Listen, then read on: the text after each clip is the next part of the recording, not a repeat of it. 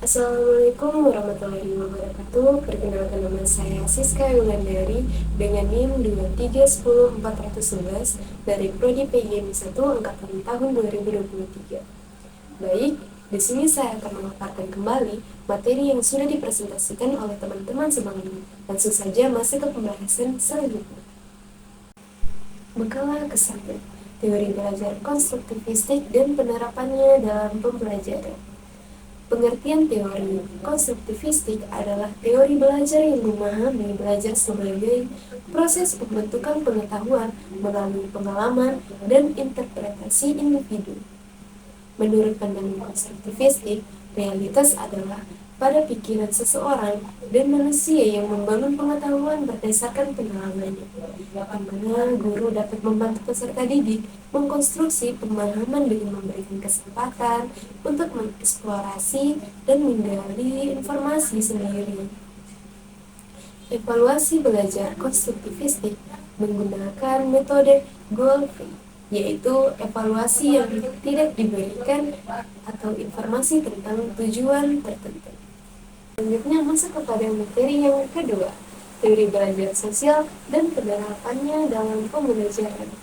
Teori belajar sosial menurut Albert Bandura berfokus pada bagaimana manusia belajar melalui observasi dan meniru perilaku lainnya. Bandura sendiri membagi teori ini menjadi prinsip utama. Yang pertama, perhatian. Perhatian adalah kunci dalam pembelajaran sosial, di mana seseorang pertama-tama harus memberikan perhatian pada detail perilaku yang mereka amati. Dan yang kedua adalah penyimpanan. Apa sih penyimpanan yang dimaksud? Penyimpanan yang dimaksud di sini adalah kemampuan untuk mengingat apa yang sudah mereka pahami. Untuk belajar sosial yang efektif, harus dapat menyimpan informasi yang diperoleh melalui observasi dalam memori. Dan yang ketiga adalah reproduksi. Setelah diamati dan disimpan, perilaku atau keterampilan yang dipelajari kemudian harus diproduksi dalam kehidupan kita sehari-hari. Dan yang keempat adalah motivasi. Motivasi berperan penting dalam belajar sosial, yang dimana orang lebih siap untuk belajar dan menerapkan observasi tersebut ketika mereka percaya bahwa ada manfaat atau hadiah yang terkait dengan pembelajaran. Bandura juga mengatakan pentingnya interaksi sosial dalam proses belajar. Belajar sosial dapat terjadi melalui observasi, imitasi, dan model. Baik, selanjutnya dilanjutkan kepada materi yang ketiga, perbandingan pembelajaran tradisional behavioristik dan pembelajaran konstruktivistik. Perbandingan pembelajaran tradisional behavioristik dengan pembelajaran konstruktivistik terlihat dalam beberapa aspek berikut. Di bagian pembelajaran tradisional behavioristik, yang pertama, kurikulum disajikan bagian-bagiannya menuju keseluruhan. Dan yang kedua, pembelajaran sangat melekat pada kurikulum yang telah ditetapkan. Dan yang ketiga, kegiatan kurikuler. Kegiatan kurikuler sendiri lebih mengandalkan pada buku teks dan buku kerja. Dan yang keempat, penilaian hasil belajar atau pengetahuan siswa dipandang sebagai bagian dari pembelajaran. Selanjutnya, di bagian pembelajaran konstruktivistik. Yang pertama, kurikulum disajikan mulai dari keseluruhan menuju ke bagian-bagian. Dan yang kedua, pembelajaran lebih menghargai pada munculnya pertanyaan dan ide-ide para siswa. Dan yang ketiga, siswa-siswa banyak belajar dan bekerja dalam proses kelompok. Nah, di bagian perbedaan utama adalah bahwa pembelajaran tradisional lebih menekankan pada kurikulum yang telah ditetapkan oleh guru sebagai sumber belajar.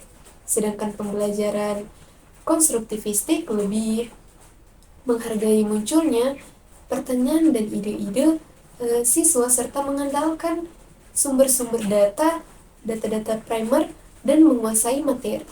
Nah, selanjutnya, ada ciri-ciri pembelajaran tradisional behavioristik. Yang pertama adalah penerimaan informasi secara pasif. Nah, siswa menerima pengetahuan dari guru dan pengetahuan yang diartikan sebagai bahan informasi dan keterampilan yang dimiliki sesuai dengan standar mereka. Dan yang kedua, belajar secara individual. Nah, pembelajaran terfokus pada individu, tidak ada interaksi antara siswa, Dan yang ketiga, ada pembelajaran abstrak dan teoritis. Nah, di sini tuh maksudnya menjelaskan materi yang dipresentasikan secara teoritis dan abstrak. Yang keempat ada perilaku yang dibangun atas kebiasaan. Nah, di sini perilaku siswa dibangun berdasarkan kebiasaan mereka. Yang kelima ada kebenaran bersifat mutlak dan pengetahuan bersifat final. Pengetahuan dianggap sebagai kebenaran yang mutlak dan tidak dapat diubah lagi.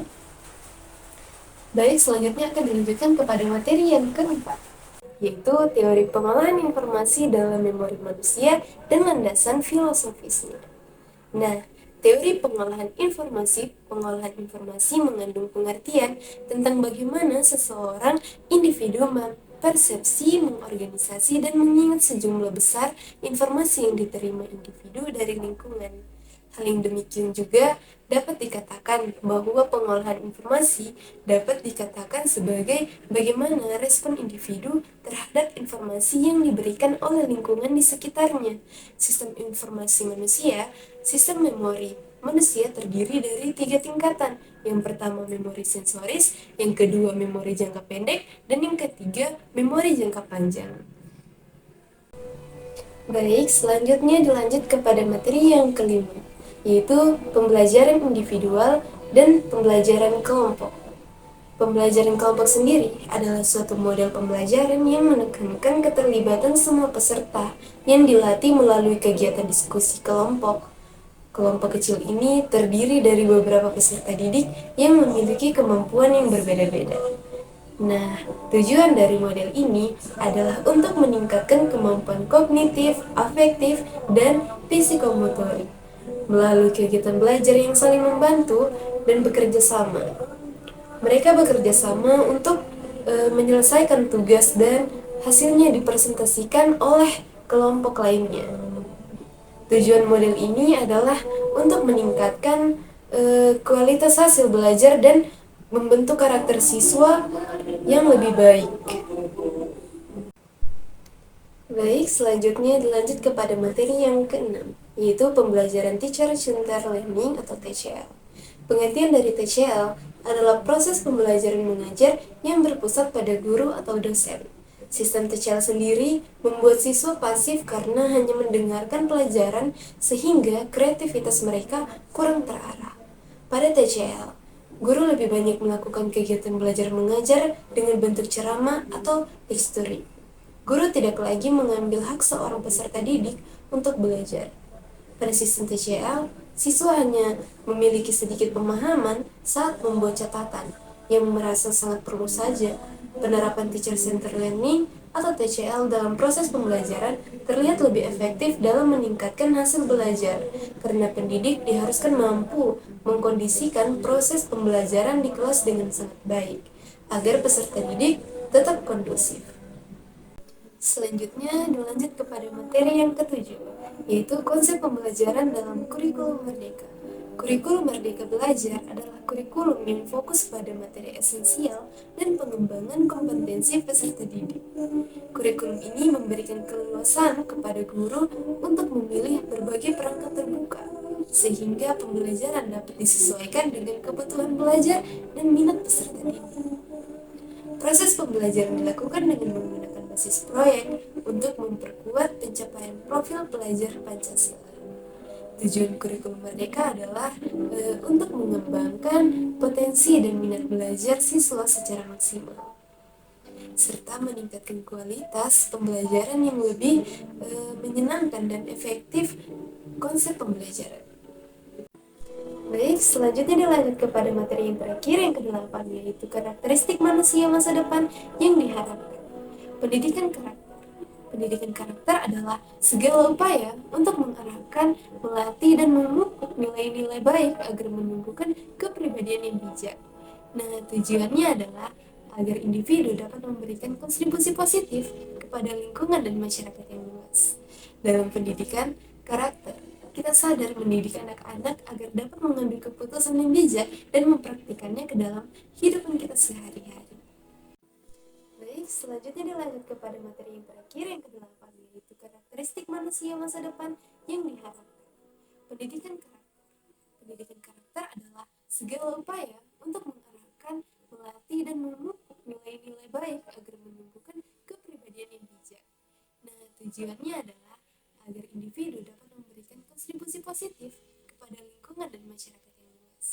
Dalam pendidikan karakter, kita sadar mendidik anak-anak agar dapat mengambil keputusan yang bijak dan mempraktikannya ke dalam kehidupan kita sehari-hari.